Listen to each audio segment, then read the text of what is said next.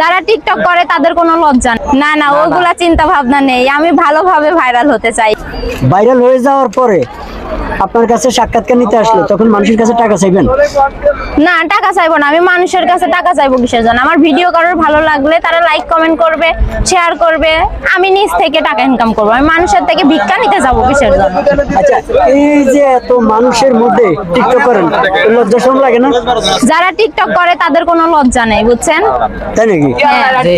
লজ্জা থাকলে কোনো উপর লেভেলে যাওয়া যায় না। তাই? হ্যাঁ, লেভেলে যাইতে হলে তো অনেক কিছু মানুষকে করতে হয়। আপনি কি সবকিছু করবেন? সবকিছু করতে যাবো কিসের জন্য? দুনিয়াতে ভালো মন্দ সবকিছুই আছে।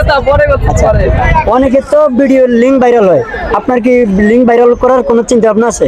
না না, ওগুলা চিন্তা ভাবনা নেই। আমি ভালোভাবে ভাইরাল হতে চাই। লিঙ্ক বের করে ভাইরাল হতে যাবো কিসের জন্য? আপনি কিসের লিঙ্ক মনে করছেন?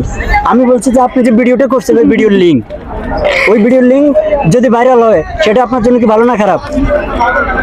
আমার জন্য যে ভিডিও করতেছি এইটার লিঙ্ক বাড়াইলে তো ভালো, কিন্তু আপনি মনে মনে যেটা ভাবছেন ওইটা বললে তো হবে না। তা আপনি খারাপটা ভাবছেন কেন? আমি তো আপনার পজিটিভটা বলছি।